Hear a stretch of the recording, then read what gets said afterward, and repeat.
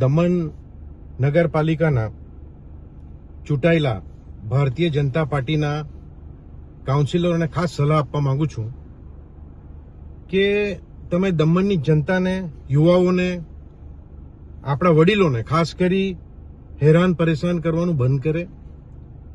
તમે જે રીતે આ ટોઈંગ વેન, નો પાર્કિંગમાં જે રીતે પૈસા લઈ રહ્યા છે, હજાર રૂપિયા, શા માટે?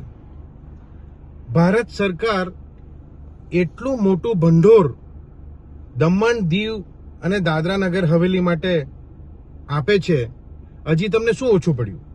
એટલી બધી ગ્રાન્ટ આપે છે ભારત સરકાર, તો આ નાની નાની વાતોમાં તમે લોકોને હેરાન કરવાનું શા માટે તમને સૂઝે છે? ટોઈંગ વેન લગાવે છે, તમે ઠરાવ પાસ કર્યો છે. મને ખબર પડી કે તમે નગરપાલિકામાં એવો ઠરાવ પાસ કર્યો કે જે નો પાર્કિંગ કરે એના પાસે પૈસા લેવાના. હજાર રૂપિયાની તમે આ પાવટી, મારા પાસે હજાર રૂપિયાની તમે પાવટી ફાડી રહ્યા છે. શું ગામડાના લોકો, તમને ખબર છે કેટલા ચક્કર દમણ સિટીમાં મારે? રોજના રોજ મને ખબર ત્યાં સુધી 3-4 વાર ગામના લોકો યા તો માર્કેટમાં આવે, યા તો પછી કોઈ મેડિકલમાં આવે, યા તો કોઈ શોપિંગ કરવા આવતા હોય. તો તમે પહેલા તો પાર્કિંગ બનાવો, તમે પાર્કિંગની વ્યવસ્થા કરો.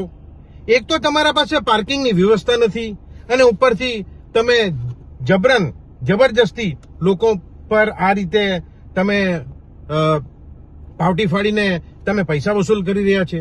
આ તદ્દન ખોટું છે.